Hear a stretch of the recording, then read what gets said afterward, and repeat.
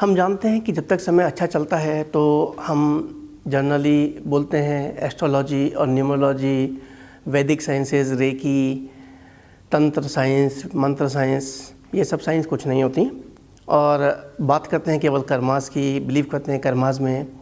But जब कर्म करने के बाद इंसान थक जाता है, फिर भी कुछ प्रॉब्लम्स आती हैं, फिर सोचता है कि भगवान को याद किया जाता है कि ये हे भगवान, कैसे मुझे इन प्रॉब्लम्स और इन मुसीबतों से बाहर निकालें। तो जो हमारा एक प्रोवर्ब है, सुख में सुमिरन सब करें, दुख में करे ना कोई, जो सुख में सुमिरन करे दुख का एक होए।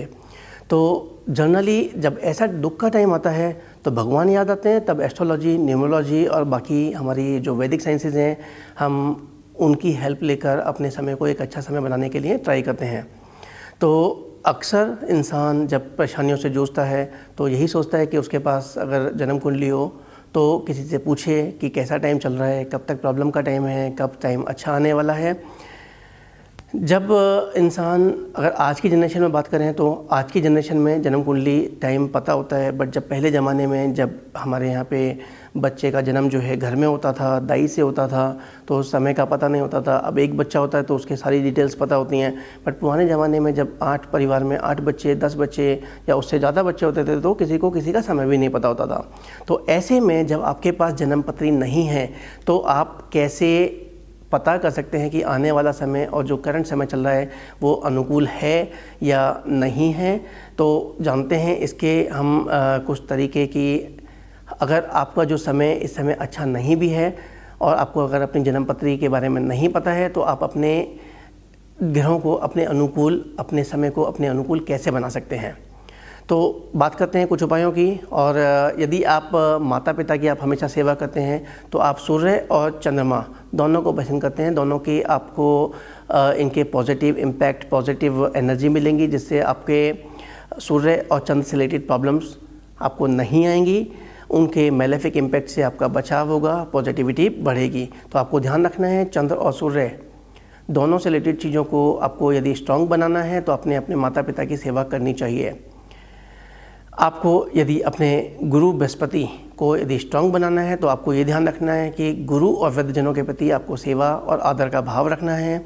उनके सेवा करने का मतलब है, यदि उनको कोई चीज़ की ज़रूरत है, घर में जो फैमिली मेम्बर्स हैं, जो ओल्ड एज लोग हैं, उनकी जो ज़रूरत है, यदि आप उनको पूर्ण करते हैं, अपनी सेवा भाव के साथ उनका आदर करते हैं, उनको यदि कोई प्रॉब्लम्स हैं उनको टाइम पे हॉस्पिटल से लेके खाने पीने का ध्यान रखते हैं, तो ये आपके गुरु के पॉजिटिव इम्पैक्ट को बढ़ाने में मददगार साबित होंगे।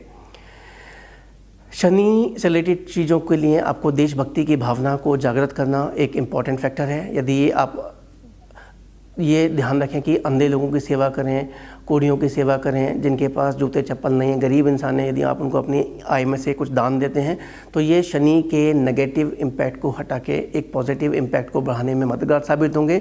और शनि से रिलेटेड चीज़ों को, क्योंकि शनि एक ऐसे ग्रह हैं जो नेगेटिव के लिए नेगेटिव और पॉजिटिव इंसान के लिए पॉजिटिव।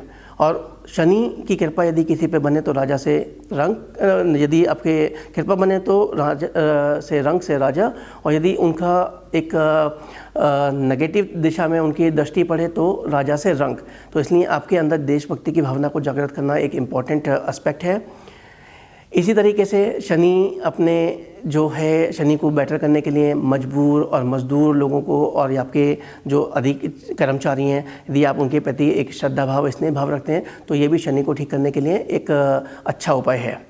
मंगल से रिलेटेड चीज़ों के लिए ठीक करने के लिए आपको अपने सगे संबंधी भाई बहनों के प्रति स्नेह और कर्तव्य भाव को निभाना है। आपको ये इंश्योर करना है कि जितने भी आपके रिलेटिव्स हैं उनको आप एक अच्छे आदर भाव, स्पेसिफिकली भाई और बहन, यदि इनके साथ आपका स्नेह और आपका कर्तव्य भाव है तो ये मंगल के नेगेटिव इम्पैक्ट को दूर करके पॉजिटिविटी को बढ़ाता है। शुक्र, यदि आप नारी जाति के प्रति सम्मान और श्रद्धा भाव रखते हैं, यदि आप उनको रेगुलरली, घर में ही आप बात करें, बाहर तो जाने की ज़रूरत नहीं है, आप यदि घर में वाइफ, मदर, इनके प्रति आप श्रद्धा भाव और सम्मान रखते हैं, उनके प्रति आप अच्छे तरीके से ट्रीट करते हैं उनको घर में, तो ये भी शुक्र के एक पॉजिटिव इम्पैक्ट को बढ़ाता है। बुध, यदि आपका अपनी भाषा पे कंट्रोल है, आप हर एक किसी के साथ एक अच्छी भाषा और एक मधुर व्यवहार रखते हैं, तो बुध के एक नेगेटिव इम्पैक्ट को दूर करके पॉजिटिविटी को बढ़ाने के लिए ये एक कारगर उपाय है। इसी तरह से राहु और केतु के लिए आपको ठीक करने के लिए, उनके नेगेटिव और मेलेफिक इम्पैक्ट को दूर करने के लिए आपको समस्त पृथ्वी पे जितने भी प्राणी मात्र हैं, प्राणी का मतलब केवल एक इंसान नहीं है, उसमें जीव जंतु, पेड़ पौधे, पक्षी सभी आते हैं। यदि आपका उनके प्रति एक श्रद्धा भाव और दया भावना रखते हैं तो ये राहु और केतु के मेलेफिक इम्पैक्ट को हटा के, जो एक नेगेटिव प्लैनेट की तरह से एस्ट्रोलॉजी में ट्रीट होते हैं, उनके नेगेटिव इम्पैक्ट को हटाने के लिए मददगार साबित होंगे। इन बातों को ध्यान रखकर कोई भी इंसान अपने जीवन में आने वाले उतार चढ़ाव को उनसे एक सामंजस्य बना सकता है। यदि आप ये रेगुलरली करते हैं तो ज़िंदगी में दुख जरूर आएंगे, बट द सेम टाइम आप उनसे कभी विचलित नहीं होंगे और हमेशा एक पॉजिटिविटी की तरफ, एक जो मन में एक श्रद्धा भाव है, यदि आप उसको रखें, आप कोई भी लाइफ लीड करेंगे तो आप जीवन में कभी भी ना सुख में सुखी ना दुख में दुखी वाले विचार के साथ ज़िंदगी में प्रोग्रेस कर पाएंगे।